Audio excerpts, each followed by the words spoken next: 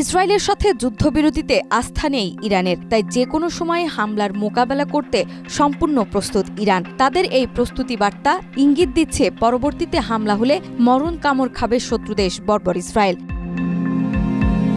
ইরানের প্রতিরক্ষামন্ত্রী brigadier general Aziz নাসিরজাদে সাফ জানিয়ে দিয়েছেন, চলমান যুদ্ধবিরতিতে তেহরানের আস্থা নেই। সম্ভাব্য আগ্রাসনের কথা মাথায় রেখে ইরান একাধিক প্রতিরক্ষা পরিকল্পনা প্রস্তুত রেখেছে। 14 জুলাই তুরস্ক ও মালয়েশিয়ার প্রতিরক্ষামন্ত্রীর সঙ্গে পৃথক টেলিফোন আলাপে তিনি এসব কথা বলেন। তুরস্কের প্রতিরক্ষামন্ত্রী ইয়াসার গুলারের সঙ্গে আলাপের সময় নাসিরজাদে বলেন, আমরা যুদ্ধ চাই না, তবে কেউ যদি আগ্রাসনের পথে হাঁটে তাহলে কড়া জবাব দেওয়া হবে।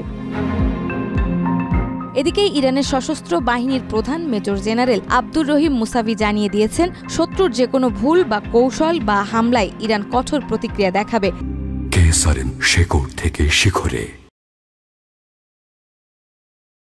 14 জুলাই আইআরজিসির অ্যারোস্পেস ফোর্স সদর দপ্তর পরিদর্শনের সময় তিনি বলেন, আমাদের সেনারা সর্বদা প্রস্তুত, যদি শত্রু ভুল করে তাদের অনুতপ্ত হতেই হবে।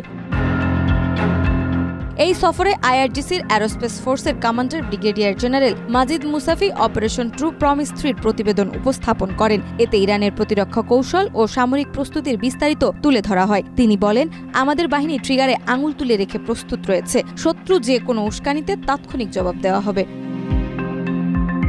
অন্যদিকে ইরানের প্রেসিডেন্ট মাসুদ পেজেশকিয়ান একই দিন পাকিস্তানের স্বরাষ্ট্রমন্ত্রী মোহসিন নাকভির সঙ্গে সাক্ষাৎ করেন। তিনি বলেন, ইসরায়েল মুসলিম দেশগুলোর ঐক্য বিনষ্ট করতে চায়, তাই এখনই মুসলিম বিশ্বের ঐক্যবদ্ধ হওয়াটা জরুরি। তিনি ইসলামী ঐক্যের প্রয়োজনীয়তা তুলে ধরেন। এই ঘটনা প্রবাহ ইঙ্গিত দেয়, ইরান এখন কেবল প্রতিরক্ষা নয়, কূটনৈতিকভাবেও আগ্রাসন মোকাবেলায় সক্রিয় ভূমিকা নিচ্ছে। নাজমা, মাই টিভি।